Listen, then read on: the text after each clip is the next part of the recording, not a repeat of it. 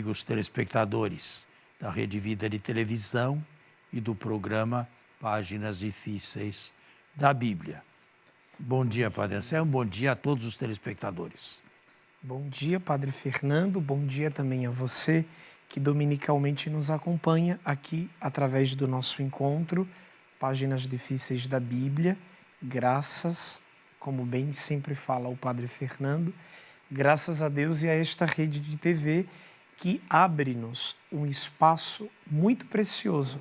Se me permite, Padre, não faz muito tempo que estava com os outros irmãos do clero de Santo Amaro em retiro anual no interior aqui do estado.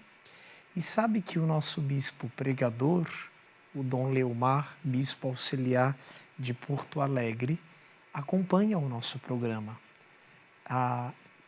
Repentinamente, em um dos encontros ali, ele, Padre, o senhor ajuda o Padre Fernando a apresentar aquele programa, Páginas Difíceis da Bíblia, e nos fez um elogio muito construtivo, inclusive, né?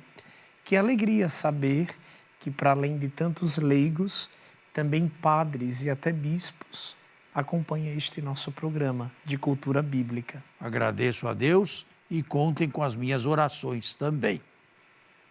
E hoje vamos entrar numa nova etapa da história bíblica. Trata-se da história, da famosa história de José, que ocupa a última parte dos capítulos do primeiro livro, do Gênesis.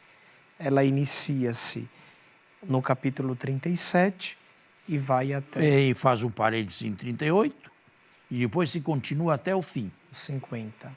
Os 50, exatamente. Padre, quem foi José, o famoso José do Egito? De onde veio? Quem foi ele? Como podemos apresentá-lo aqui ao nosso público? Bom, em primeiro lugar, características desta história aqui. Pela primeira vez, Deus não fala com ninguém. Ele falou com os patriarcas?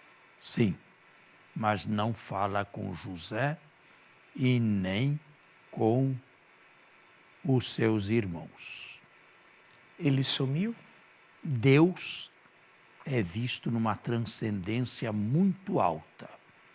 Ele permite que cada um coloque na história o que quiser, de bem e de mal, e a conduz do alto da sua transcendência, mas sem mais se imiscuir nas ações humanas. O que é isto?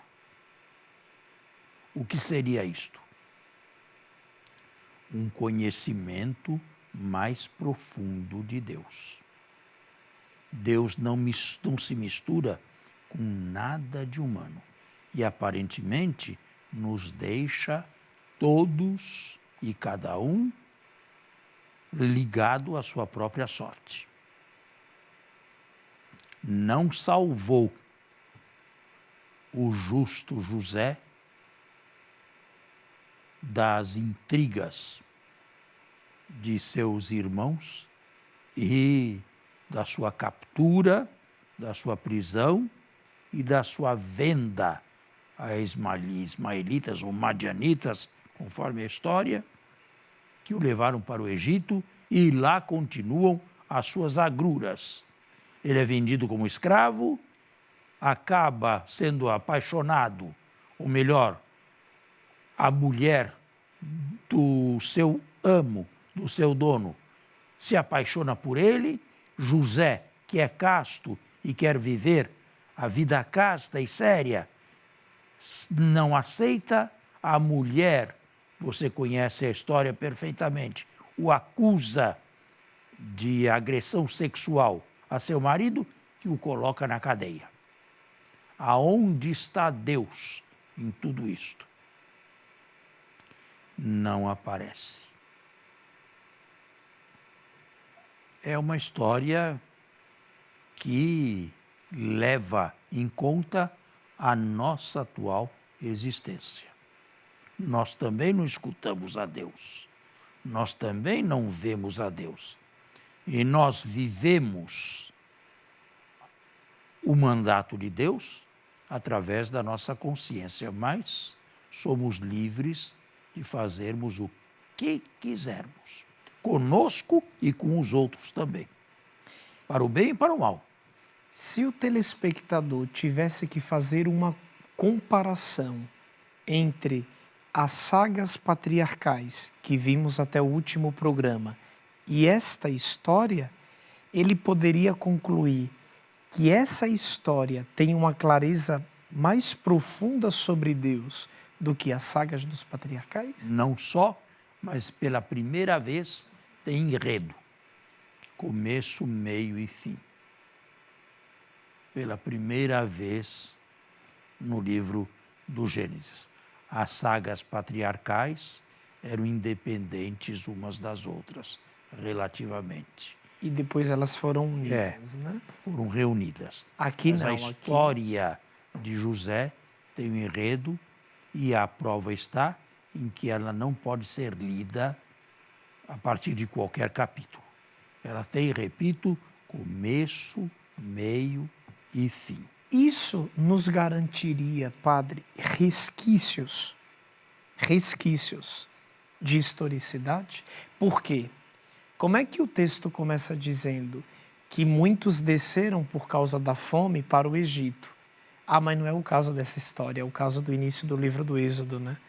Acho que eu me desloquei um pouco aqui na reflexão. Não é o caso. Mas o início do livro do Êxodo cheira um pouco de resquícios de historicidade, que não é o caso agora. Eu acho que Bom, isto aqui, este drama, este romance, essa história, o que quiserem chamar, eu prefiro chamar drama de José, é uma história muito bem pensada e muito bem escrita. Agora, ela se parece muito com a história de Daniel, do livro de Daniel. Em que sentido? No sentido de israelitas viverem fora da Palestina, em diásporas. E, portanto, a meu ver, o surgimento desta história aqui é bastante tardio. Diz respeito àquele momento histórico onde colônias de judeus que viviam na diáspora, de algum modo, encontravam cargos na administração e onde estavam? Se mostravam propaganda judaica, se mostravam 10 vezes mais sabedores do que todos os outros daquela terra. E resolviam os problemas da maneira mais admirável possível. Nessa história, quando vem a fome ao Egito, que Faraó diz, ite ad Yosef, vão a José. José sabe como resolver o problema. Como Daniel também, com o rei Nabucodonosor, ou melhor, com o rei Baltazar. Ele sabe decifrar enigmas e... José decifra sonhos. Decifra. As histórias são muito paralelas. E isto mostra o caráter tardio em que ela foi composta. Para mim, ela é pós-exílica. Sem poder determinar uma data ulterior que se pareça ou que se aproxime mais da veracidade da redação ou da primeira redação. Certo? Uma história bem judaica. Ele é apresentado no texto e, inclusive, quando, por exemplo, tem um autor que eu não sei se ele foi o seu professor, o seu colega de turma no bíblico, o Jean-Louis Ska. Foi. Colega? Foi. Ele fala em uma de suas obras que o José é o típico estrangeiro que se deu bem em terra alheia, no exterior. Estrangeiro de isso que eu sucesso acabo em de terra dizer. Pois é, de outros. pois é. Isso bem mostra a mentalidade judaica, sobretudo com aqueles que viviam fora de Jerusalém. Então é uma espécie de propaganda ao judeu que se deu bem numa terra alheia. Os judeus sempre se dão bem, é isso que o texto quer dizer. Eles sempre sabem 10 vezes mais do que os outros. Naturalmente, por detrás da propaganda está também a fé monoteísta, não é? Na qual este livro foi escrito. Agora, ainda que esta história tenha sido criada muito tardiamente, ela era solta nas suas origens. Ela não estava ligada nem a Gênesis e nem a Êxodo.